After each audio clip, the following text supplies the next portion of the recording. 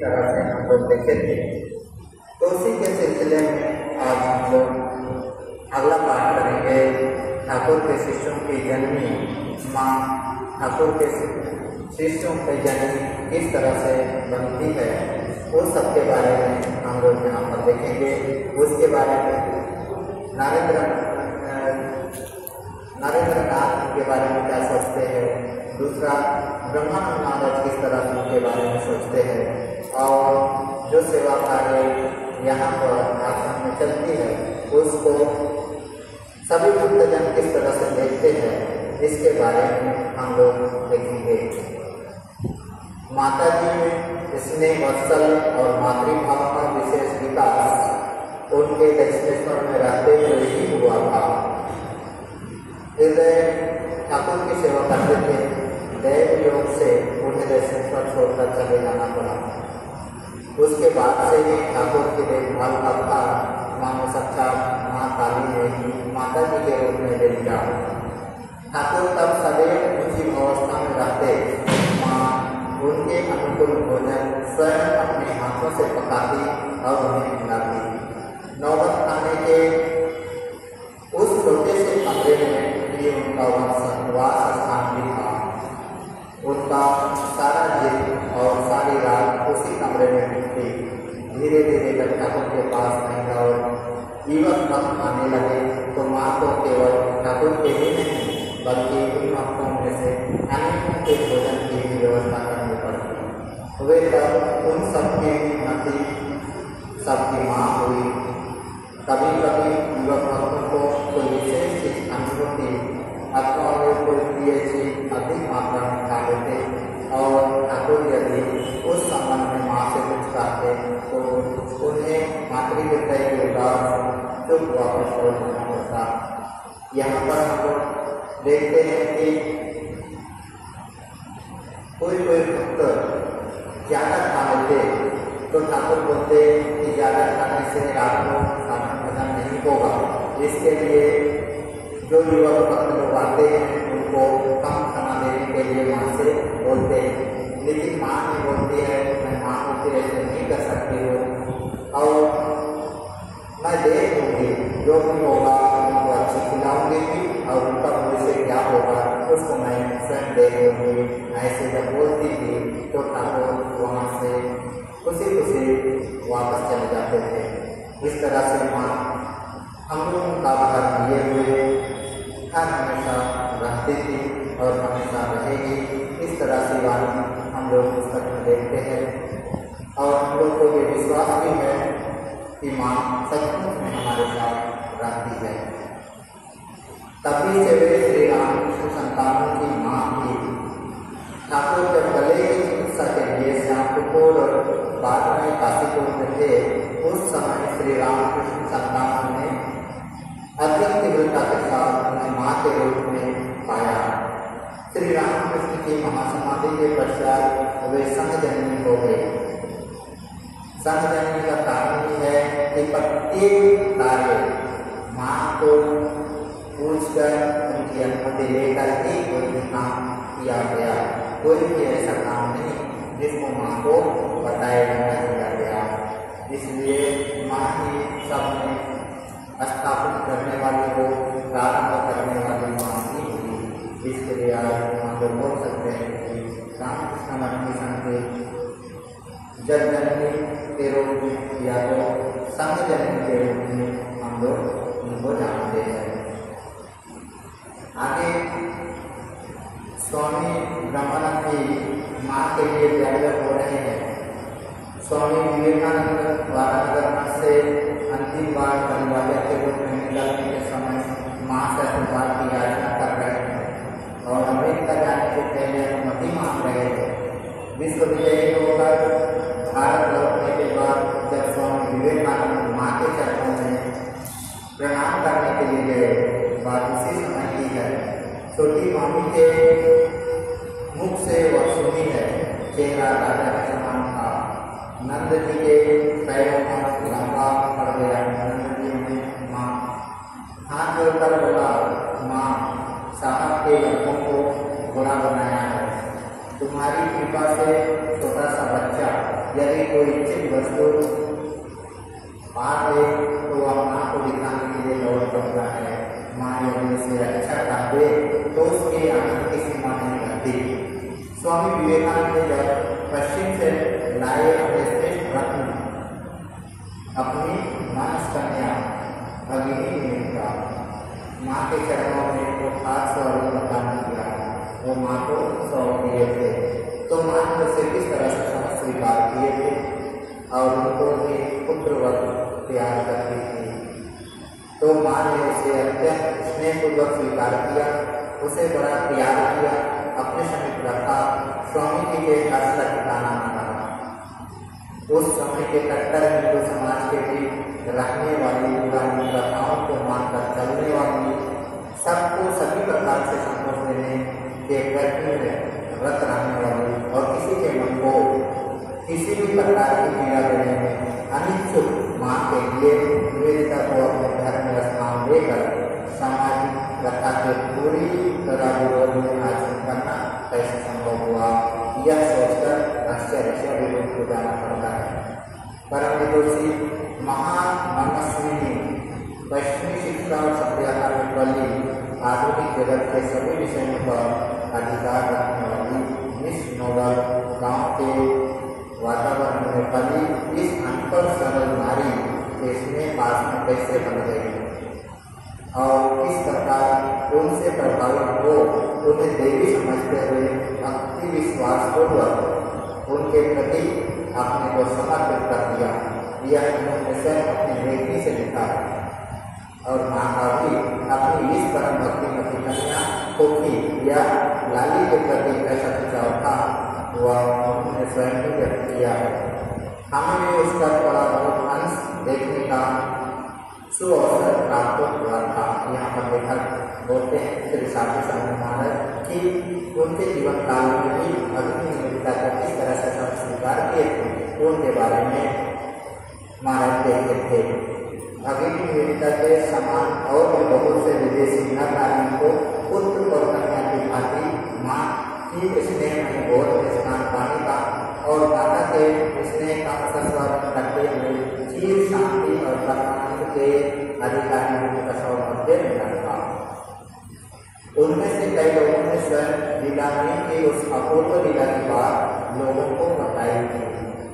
स्वामी विवेकानंद बेलोर मठ की प्रतिष्ठा करने के उपरांत वहाँ सर्व अभिष्ट दायिनी माँ दुर्गा की पूजा करने का विचार करते हैं, पर सबसे पहले वे माँ शारदा से अनुमति लेते हैं। इन सब भवन मठ और आश्रम के वे ही तो स्वामी है, अतः उन्हीं के नाम दुर्गा पूजा का संकल्प होता है। माँ स्वयं पुजारी और तंत्रधारक को यथोचित दक्षिणा दे संतोष प्रदान करती है और इस प्रकार पूजा और यज्ञ का कार्य पूर्ण करती है। हृदय से आपको प्रार्थना करती है। माँ दुर्गा की कृपा से बच्चों का सब प्रकार से कल्याण हो, वे सुखी हो और शांति पाए। जीवित दुर्गा के शरणागत को उनके स्नेह में मोक्षदात्री मूर्ति के चरणों का आश्रय ले स्वामी जी मन में उन्हीं की अभ्युदय प्रदान करने वाली मूर्ति 10 भुज दुर्गा 10 भुजा दुर्गा की पूजा प्रवर्तित करते हैं। इस दुर्गा पूजा के प्रसंग में माँ की और एक शुभ प्रेरणा की बात स्मरण को आती है। यहाँ पर एक विशेष दुर्गा पूजा में बलि का विधान जो उस समय बंगाल में चालू थी, आज माँ की कृपा से बंगाल में कुछ अवसर पर बकरे की बलि का विशेष प्रचलन है। किसी ने ऐसा नहीं सुना कि माँ बलि की पूर्ण विरोधी है। जयराम बटे में सुनवाई के और अमरपुर में शीतला देवी के मंदिर में बलि होती है, किंतु आज मठ में सन्यासी के आश्रम में माँ पशुपति का निषेध कर देती है और दुर्गा पूजा में वहाँ पर बकरा बलि नहीं होता है। इस तरह से माँ की कृपा से आज हम लोग उस प्रथा को निषेध करने में सक्षम हो सके। स्वामी विवेकानंद ने रामकृष्ण मिशन की प्रतिष्ठा एवं सन्यासियों को जन सेवा के कार्यों में जो लगाया था, उस संबंध में पहले कई लोगों के मन में ऐसा संदेह था कि स्वामी जी का यह कार्य भागों की अवधारा के अनुकूल नहीं है। इस संबंध में कभी कभी कुछ लोगों ने माँ से पूछा भी था। माँ ने किसी को उत्तर दिया था। यहाँ पर मास्टर महाशय को उत्तर दिया था काशी में, यहाँ पर बात लिखी भी नहीं है। यह सभी ठाकुर का काम है ऐसे बोले थे। किसी दूसरे से उन्होंने कहा था, बेटा तुम लोग काम करके खाओ, काम न करने से भला और खाना देगा। इसलिए माँ उस सेवा कार्य को सुचारू रूप से चलाने हेतु माँ काशी आश्रम में बनारस में 10 रुपया देके वहाँ पर शुरुआत की थी। ये बातें हम लोग जानते हैं। धूप में घूम कर दीप मांगने से सिर गिर जाएगा, तकलीफ होगी, ये बातें माँ बोलती है। इसके लिए काम करने को कही है। भोजन ठीक न मिले तो शरीर अस्वस्थ हो जाएगा। तुम लोग वह सब बात मत सुनना, काम करो, अच्छी तरह खाओ पियो और भगवान का भजन करो। इस तरह से माँ सेवा कार्य को किस तरह से प्रोत्साहित करती है, इसके बारे में थोड़ा सा यहाँ पर दिया गया है। अब आगे बोलते हैं माता जी और स्वामी शुद्धानंद। इस प्रसंग में स्वामी शुद्धानंद जी की बात याद तो आती है। तो वे कहते हैं, स्वामी जी ने कहा है कि ठाकुर का एक उपदेश लेकर उस पर बड़ी बड़ी किताबें लिखी जा सकती है। माँ के केवल इस उद्देश्य पर ही बेटा काम करके खाओ। मैं भी कई खंडों का एक ग्रंथ लिख सकता हूँ। शुद्धानंद जी महाराज बोल रहे हैं, एक वाणी की कितनी बड़ी शास्त्र बन सकती है, शास्त्र बन सकती है, ये इसके बारे में महाराज लोग बोल रहे हैं। उन्हीं के विशेष आग्रह पर श्री श्री मय कथा पहले प्रकाशित हुई। वह घटना उल्लेखनीय है। स्वामी रूपानंद जी के माँ के विशेष कृपा प्राप्त शिष्य थे। उन्होंने जिस प्रकार तेरा प्रति जाकर माँ के प्रथम दर्शन किए थे, तभी से उन सब बातों को वे लिपिबद्ध करके रख लेते थे। माँ के लीला अवसान के तुरंत बाद ही उन्होंने अन्य भक्तों से भी माँ के संस्मरण इकट्ठा करना शुरू किया। स्वयं तो जो लिखे थे वो ठीक है, फिर भी वो दूसरों से भी जितना हो सके उनके बारे में जो लिखे उनके पास से इकट्ठा करना, कलेक्ट करना उनका दिनचर्या हो गया था। और विशेष विशेष घटना को ये लोग यहाँ पर रखे हैं। उन्होंने अन्य भक्तों से माँ के संस्मरण इकट्ठा करना शुरू किया।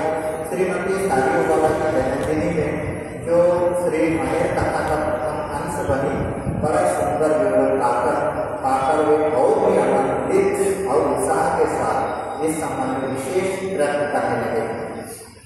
धीरे धीरे बहुतों से सामग्री इकट्ठी हो गई, पर रूपानंद जी को वह सब प्रकाशित करने का साहस नहीं हुआ। कोई भी जो काम अभी प्रमाणित नहीं हुआ है, अच्छा होगा कि बुरा होगा, उनके मन में थोड़ा सा विचार करने योग्य हुआ। इसके लिए वो एक श्रद्धा सुंदर जो यहाँ पर देखा जाता है कि वो प्रकाशित नहीं कर पाते। पर रूपानंद जी को वह सब प्रकाशित करने का साहस नहीं हुआ। उसके लगभग 2 वर्ष बाद स्वामी शुद्धानंद जी काशी गए और वहाँ कुछ दिन रहे। उस समय उन्होंने यहाँ सामग्री पढ़ी और पढ़कर वे पुलकित हो उठे। कोलकाता लौटकर उन्होंने स्वामी शारदानंद से यह सामग्री पुस्तकाकार में उद्बोधन से प्रकाशित करने के लिए अनुग्रह करते हैं। और उसी समय प्रवासी पत्रिका के संपादक मनीषी रामानंद चट्टोपाध्याय ने अपनी पत्रिका में माँ के बारे में एक लेख प्रकाशित किया था। उन्होंने उसमें यह अनुरोध भी किया था कि जो माँ की कृपा पर भक्त है वे माँ के जीवन संबंध में और संबंध प्रकाशित करे। मैंने जिसके पास भी अगर माँ से संबंधित कोई जानकारी है तो उनको हम लोग को चिट्ठी के माध्यम से भेज दिया जाए। इस तरह से अनुरोध वो लोग करते हैं।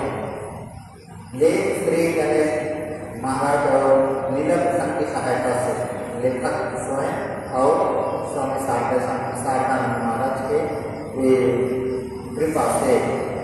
ये सुल्तान जी ने प्रवासी के संपादक के से अनुरोध का उल्लेख करते हुए साधना जी से कहा, जब व्यक्ता माँ के संबंध में और अधिक जानने को उत्कंठित है तो यह सब सामग्री प्रकाशित करना हमारा कर्तव्य हो जाता है। साधनानंद जी राजी हुए और बोले कि सामग्री को देखकर अच्छी तरह संपादित करके प्रकाशित करना होगा। यह तय हुआ कि वे और सुल्तान जी दोनों एक साथ बैठकर पहले सब बातें सुनेंगे, जो लिखा हुआ है उसको जानेंगे और फिर वह सामग्री उस कागज में प्रकाशित होगी। अरुणानंद जी को काशी में पत्र लिखा गया।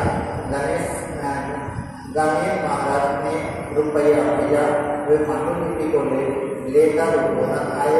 संध्या के बाद साधनानंद जी के कमरे में उसे कहा गया। वे और सुल्तानंद जी दोनों साथ बैठकर सुनने लगे। अन्य दूसरों को भी सुनने पढ़ने का सौभाग्य मिला था और वह सब सामग्री पुस्तकालय में प्रकाशित हुई, जो आज भक्तों और सर्वसाधारण पाठकों के हृदय को आनंद से भर दे रही है। इस तरह से यहाँ पर यह पुस्तक का प्रकाशन संभव हुआ। तो आज हम लोग यहीं पर इतने ही लोग आज का पाठ हम लोग करेंगे। अगला हम लोग शनिवार को देखेंगे अगला पाठ करने के लिए। ओम